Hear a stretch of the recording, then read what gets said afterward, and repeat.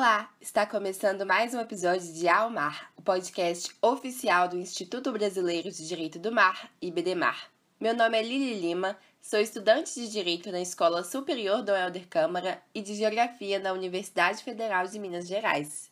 E hoje vou apresentar o podcast e falar sobre o meio ambiente costeiro em face à crise do sargaço com a convidada Solange Teles da Silva. Ela é doutora e pós-doutora pela Universidade de Paris I, Panteu-Sorbonne, bolsista de produtividade em pesquisa do CNPq, professora do programa de pós-graduação Stricto Sensu em Direito Político e Econômico da Universidade Presbiteriana Mackenzie, líder do Grupo de Pesquisa Desenvolvimento e Sustentabilidade, membro do Comitê Científico do Interdisciplinary School for the Blue Planet, membro da Liga das Mulheres pela Conservação do Oceano e coordenadora do projeto de pesquisa da FAPESP, o Meio Ambiente Costeiro em face à crise do sargaço. Tudo bem, doutora Solange Teles? Olá, Lili.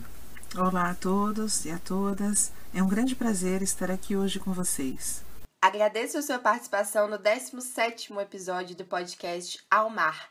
E antes de começar a falar sobre o meio ambiente costeiro em face à crise do sargaço, gostaria que contasse um pouco para o público do Ao Mar sobre a sua trajetória acadêmica. Quando surgiu o interesse pelo direito do mar e por que decidiu seguir nessa área? Lili, antes de falar para vocês da minha trajetória, do que me levou ao direito do mar, eu gostaria inicialmente de agradecer ao professor Dr. André de Paiva Toledo, que em nome do IBDMAR me convidou para este podcast, mas também agradecer a você e a toda a equipe envolvida nesse processo, nesse projeto de podcast, que traz para as pessoas uma possibilidade de interagirem, de discutirem questões do direito do mar e também questões ambientais, voltadas para o mar.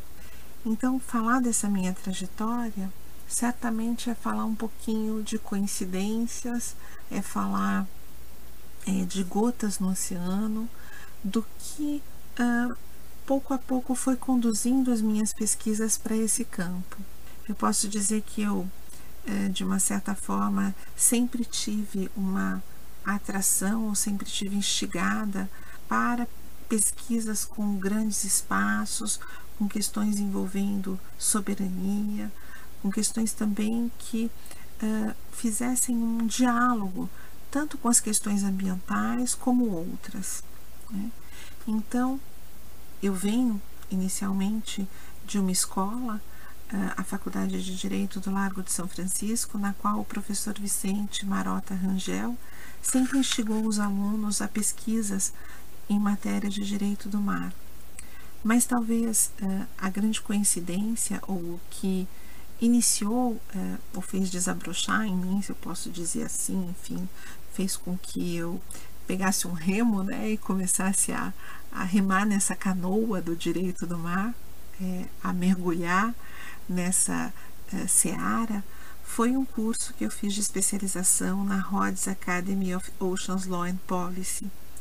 Na época eu fazia um doutorado em Direito na Universidade de Paris I, Panteu-Sorbonne, e um amigo, Jorge Trillis, e o Matheus me convidaram então para pleitear uma bolsa nesse curso. Nós três pleiteamos uma bolsa, nós três fomos aceitos e fomos para a Grécia, fomos para Rhodes. Foi muito interessante esse curso, porque lá, além de estudarmos bastante, também nos divertimos bastante e fizemos grandes amigos, mas o interesse é que nós brincávamos ou tínhamos um jogo entre nós e os professores de termos um novo estado, uma nova ilha. Então essa nova ilha era um novo país e deveríamos então fazer toda a delimitação marítima, escolher os ministros, e os professores entraram no jogo e foi bem divertido, mas foi bem também esclarecedor em relação a todas as questões do direito do mar que se colocavam para uma nova ilha, um novo país a ser reconhecido pelos demais. Mas bom, tirando essa gota no oceano e essa coincidência, anos depois, um pouco mais de 10 anos depois, eu voltei ao direito do mar com um projeto, um convite que me foi formulado para integrar uma equipe de pesquisa num projeto Ciência do Mar, em que nós discutimos a estratégia brasileira para a gestão sustentável dos recursos vivos e não vivos marinhos. E aqui eu tenho a agradecer a alguns professores da UNB, o professor Jorge Galindo, que coordenou esse projeto, as professoras Ana Flávia Barros Platiot e a professora Karina Oliveira, como também a toda a equipe envolvida nesse projeto da Federal do Ceará, em particular minha querida amiga professora Tarim Montalverne, e iniciamos então essa nossa caminhada, ou esse nosso cruzeiro a navegar por mares afora. A partir daí, eu fui convidada também para integrar um outro projeto, um consórcio internacional, um projeto H2020 da União Europeia, pela professora Marie Bonan, da Universidade de Brest, e ainda estamos em fase de desenvolvimento desse projeto, que é sobre planejamento espacial marinho, e esse projeto se chama PADDLE, ou PADDLE, Planning in a Liquid World with Tropical Stakes. O ano passado eu iniciei a coordenação de um outro projeto, também interdisciplinar, esses dois últimos projetos são interdisciplinares, sobre meio ambiente face à crise do sargasso, com o professor Jean-Raphael Gros Desormeaux, da Universidade das Antilhas, a professora Lise Tupiaçu, da Federal do Pará, e uma equipe excelente, com a professora Luri, o professor Benatti, e no Mackenzie o professor Daniel Nagal. Esse projeto é um projeto financiado pela ENER e pela FAPESP e se iniciou em maio de 2020. Mas é interessante que quando nós falamos, quando eu digo falo dessas gotas no oceano, é que para além de projetos de pesquisa, eu tenho um interesse pelo direito do mar, que é um interesse também afetivo, é um interesse afetivo enquanto eu sempre brinco com os meus filhos também, falo, a mamãe está protegendo os peixinhos, as tartarugas marinhas, mas tem uma ligação que vem dessa necessidade mesmo de olhar para os grandes espaços, E quando eu falo de grandes espaços, isso tem a ver talvez também com a minha trajetória, pelo fato de ter trabalhado durante 10 anos no mestrado em Direito Ambiental da Universidade do Estado do Amazonas, então lidando com esse grande espaço, a floresta amazônica, ou Amazônia, a Panamazônia, e depois falar não só de Amazônia verde, mas falar de Amazônia azul agora. Então essa trajetória também tem uma correlação ou tem uma relação das discussões desenvolvidas, não só olhando para a terra e para o mar, mas olhando para essas interconexões, para essas relações que existem e que são fundamentais para que nós possamos fazer avançar o direito, avançar o direito do mar, avançar a proteção da biodiversidade marinha, avançar as discussões sobre que normas precisamos, que estratégias precisamos em termos de desenvolvimento sustentável. Obrigada por compartilhar a sua experiência com o público do Ao Mar. E cada convidado tem uma perspectiva sobre o direito do mar, muitas vezes ligada a experiências afetivas, acadêmicas ou culturais. Como faço essa questão para todos os entrevistados, não posso deixar de te perguntar, para você, o que seria o direito do mar? Lili, falar do direito do mar ou trazer uma definição ou um conceito do direito do mar nos conduz a refletirmos sobre que tipos de conjuntos de regras são essas quando eu estou falando do direito do mar. A primeira questão que se coloca são regras de direito internacional. São regras que se referem a este espaço internacional, a espaços marítimos que vão ter um determinado estatuto jurídico. E nesses espaços eu vou ter um regime para as atividades aí desenvolvidas. Então, essa pode ser uma definição simplificada, mas há uma complexidade ao lidar com o direito do mar. Por quê? porque na verdade nós não vamos falar apenas de divisões, né, de zonas a serem determinadas, né? Aqui eu tenho o mar territorial, aqui eu tenho o alto mar, aqui eu tenho a zona econômica exclusiva, mas também nós vamos ter a questão do volume, a questão da altitude, a questão, por exemplo, da própria coluna d'água ou do subsolo marinho, das riquezas existentes no mar. Portanto, há uma complexidade nessa perspectiva quando nós estamos pensando em termos de qual é o regime de direitos e obrigações dos estados em relação a esses espaços, a esse volume, a essa altitude, que nos deve levar ou conduzir para além da análise da Convenção Universal, né, a Convenção das Nações Unidas sobre o Direito do Mar. Nós estamos diante, então, de várias ramificações, várias possibilidades de olhares, né? Eu digo sempre que cada um com o seu olhar, né? Eu venho e trago sempre o olhar do direito ambiental internacional.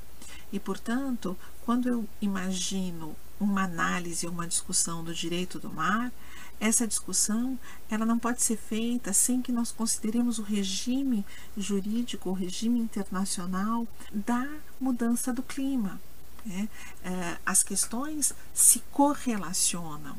Então, é importante definir, determinar o que é o direito do mar, sim, mas também é muito importante nós refletirmos sobre as relações existentes em relação a esse direito e não apenas termos uma visão das zonas estabelecidas pelo direito do mar, das delimitações aí estabelecidas, se bem que muitas vezes podemos pensar, bom, temos essas delimitações, então não há mais nenhum conflito ou nenhuma conflituosidade. Não existe. Por exemplo, recentemente, a Corte Internacional de Justiça decidiu, né, há uma decisão em relação à delimitação marítima no Mar do Caribe, envolvendo a Costa Rica e a Nicarágua, ou ainda, essa decisão é de 2018, é recente, ou ainda o Tribunal Internacional do Direito do Mar, também recentemente, em 2019,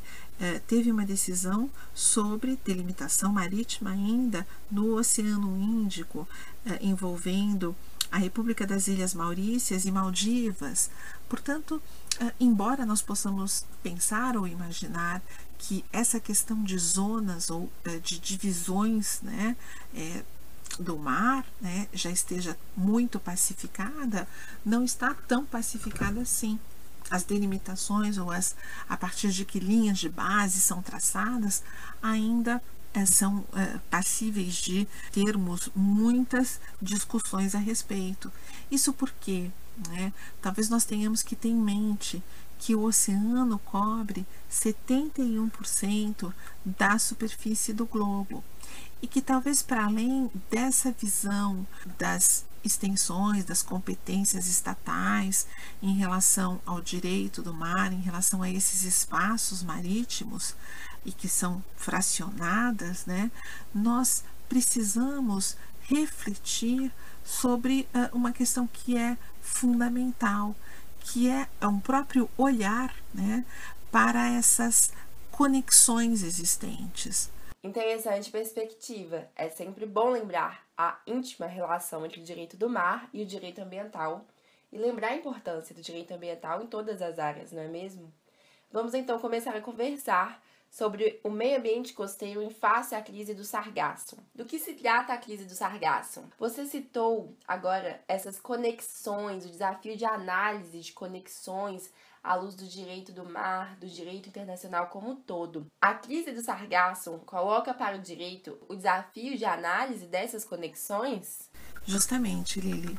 O sargaço coloca para o direito esse desafio de análise dessas conexões, as conexões existentes entre o que é realizado na Terra e os seus impactos no mar. Eu vou tentar explicar sem tanta análise do biologuês, do ecologuês, né, como a gente fala até do juridiquês. Mas o que ocorreu, ou quando é que houve um despertar, né, de áreas interdisciplinares e do direito, enfim, para a própria questão do sargaço? Ocorreu, a partir de 2011, nas pequenas Antilhas do Caribe, um influxo massivo de sargaço. E isso trouxe problemas tanto de ordem sanitária, ecológica, quanto econômica. Ou seja, em termos sanitários, essa quantidade imensa, né, de algas que após chegarem nas praias acabam tendo odores que não são muito suportáveis, né, e então passa-se a ter um problema de saúde pública, né, um problema ecológico, o ambiental, porque você tem um tapete de algas, um tapete de sargaço que impede a vida dos corais, a vida dos peixes, e um problema econômico, né, porque o fato de não poder utilizar as praias tem um impacto muito grande no turismo, e sobretudo um turismo ali do Caribe, né, que é feito com base, né, no mar azul, cristalino, que todos podem acessar, aqueles que têm as possibilidades, ou que tinham, né, porque nesse momento de Covid-19 nós estamos todos no isolamento, em casa, e apenas sonhando com o mar, né? Mas esse mar dos nossos sonhos, com esses influxos de sargaço, não deixa de ser um mar de sonhos, né? Mas para além disso, a indagação ou a dúvida que surge é: como é que nós vamos comprovar, ou quais são as hipóteses para que tenha ocorrido um aumento dos fluxos de sargaço? Como é que se formou esse mar de sargaço para além, né, do Triângulo das Bermudas, né, atingindo América do Norte, atingindo ali a parte da Flórida e também o Caribe? A primeira constatação, né, a primeira evidência, talvez, que tenha que se considerar, é que esse sargaço não é proveniente do mar de Sargasso. Então, começaram a ser levantadas algumas hipóteses, né? Esse novo mar de Sargasso, que vai da África até a América do Norte, ali no Caribe, pode ter uma correlação, uma conexão com alterações do uso da terra. E alterações do uso da terra, sobretudo na Amazônia, na Bacia do Congo, do Nigéria, porque há uma utilização de fosfato, de nitrato, de fertilizantes, que tem uma sobrecarga, e agrotóxicos, às vezes base também de agrotóxicos são com base em nitrato, né, que tem então uma sobrecarga desses elementos, e que esse excesso de nutrimento é favorável ao crescimento e ao desenvolvimento do sargaço, né? Embora essa questão seja uma hipótese a ser confirmada, ela é uma hipótese, e aí nós temos que olhar ou tentar compreender no campo jurídico o que ocorreu em termos de mudança do uso da terra. Mas para além de nós pensarmos nesta hipótese, ou de onde provém o sargaço, ou que nós estamos diante de um olhar complexo e multifatorial, nós temos também que ir um pouquinho além e imaginarmos o que fazer. E o que fazer e como fazer passa, sem dúvida, pela cooperação, pelo fato de que, ao olhar para as decisões das Nações Unidas mais recentes, especificamente uma decisão de dezembro de 2015, pela primeira vez ocorreu uma menção expressa ao sargaço nas águas do Caribe, a esse influxo, a esse massivo esses fluxos massivos, né, influx em inglês, né, mas esse fluxo massivo do sargaço nas águas do Caribe e os seus impactos em relação aos recursos aquáticos, aos peixes, ao turismo, e se encorajou então os estados e as organizações internacionais a cooperarem para compreender melhor esses impactos, né? Então, a compreensão, os estudos, as evidências científicas para que nós possamos ou para que se possam ser tomadas as decisões necessárias para a proteção dos oceanos, de acordo com o previsto na Agenda 2030, no ODS 14, e também a permitir que a Convenção das Nações Unidas sobre mudança climática seja analisada em um diálogo crescente com essas questões complexas que envolvem também a questão da diversidade biológica e da Convenção do Direito do Mar. E nesse sentido, à luz desses regimes jurídicos, qual o estatuto jurídico aplicável ao sargaço? A depender, Lili, da localização, ou seja, em que local esse sargaço esteja, ele tem um estatuto jurídico. Nós podemos refletir sobre o estatuto jurídico dele de uma maneira diferenciada. E essa análise foi feita, aliás, por um dos pesquisadores do projeto, o professor Vitor Davi, e é bem interessante porque nós discutimos sobre essa questão e ele chegou a identificar 4 possibilidades, né, de estatuto jurídico diferenciado, a depender das águas territoriais nas quais existe a origem, né, desse sargaço, as águas internacionais. Então, se nós estamos diante de uma alga flutuante, e enquanto uma alga flutuante, o sargaço também é hotspot de biodiversidade, então aí o que direito aplica-se, né? Nós vamos estar diante de uma discussão ainda em curso, né, que é a sigla que é utilizada, BBNJ, né, Biodiversity Beyond National Jurisdiction, ou ainda uma outra possibilidade, né, ainda em águas territoriais de um estado ou um território ultramarinho, a zona econômica exclusiva, elas ainda são águas que estão flutuantes, né, mas nós podemos pensar no direito ambiental, da pesca, a prevenção de riscos naturais, como a legislação, o direito aplicável, mas quando essas algas chegam na zona costeira, nas praias, no espaço litorâneo, aqui nós temos um problema. Nós temos um problema de uma espécie que é invasora, que é uma espécie que não desejamos ter ali, ou ainda, a depender do país, classificar como um tipo de lixo, um lixo orgânico, ou estar violando ou um material que viola os direitos de todos ao meio ambiente sadio, o direito ao turismo. Então são várias essas possibilidades de estatuto jurídico que vai depender do próprio fluxo dessas algas e da localização. E aqui um grande desafio se coloca. Então, os desafios em relação ao sargaço, eles não são apenas em termos da origem do sargaço, né, o que gera esse fluxo massivo do sargaço, mas também pelo próprio movimento do sargaço, que se eu colocar nas duas pontas, né, em alto mar, como um hotspot de biodiversidade, e quando chega nas praias, algo que eu não quero, né? Então, ao mesmo tempo que se quer preservar, que se quer conservar, quando essas algas estão em alto mar, constituindo esse hotspot de biodiversidade, quando elas chegam às praias, que começam a exalar esses odores fétidos, é algo e é um grande problema para o turismo, um grande problema de ordem sanitária, um grande problema de ordem econômica.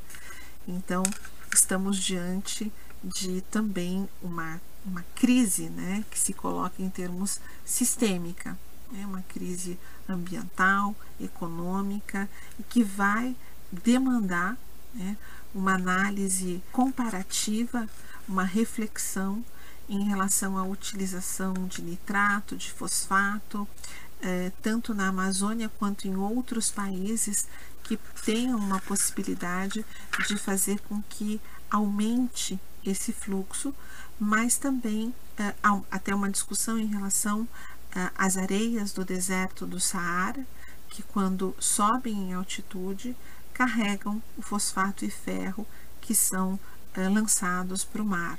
Então, é extremamente complexo, demandando, portanto, evidências científicas, evidências jurídicas, para que nós possamos, de maneira interdisciplinar, pensarmos e refletirmos sobre possibilidades e alternativas para a questão do sargasso, que tem a ver até também com possibilidades tecnológicas, né? Parece que há até um tipo de cachaça que é feita com o sargaço, né? Então há outras possibilidades de utilização do que pode ser um resíduo ou quase resíduo ou matéria-prima para uma outra atividade. Muito interessante. Por fim, gostaria de saber, na sua opinião, quais os principais desafios relacionados ao meio ambiente costeiro e à crise do sargasso na atualidade, e como o direito do mar, e nesse sentido, áreas conexas, o direito ambiental, o direito internacional, o direito econômico, podem enfrentá-los. Bom, Lili, são múltiplos os desafios em relação ao sargasso. E talvez nós possamos pensar em quais tipos de respostas, né? A primeira é uma resposta de cunho científico. Nós precisamos conhecer mais para podermos avançar mais nessa dinâmica. E é isso que nós estamos fazendo com esse projeto de pesquisa interdisciplinar. Mas em termos do poder público, nós precisamos pensar no desenvolvimento de modelos ecológicos que possam prever essas florações do sargasso, que possam favorecer e facilitar a prevenção.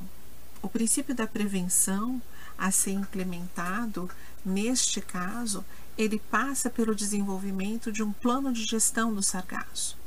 E esse plano de gestão, ele deve estar baseado ou ter como base ações de respostas, de mitigação, que podem ser um primeiro passo, mas é certo que com consultas, com o apoio da população, porque sem a participação de todos os setores envolvidos, é difícil nós considerarmos ou nós chegarmos a respostas que sejam adequadas ou adaptadas a essa dinâmica.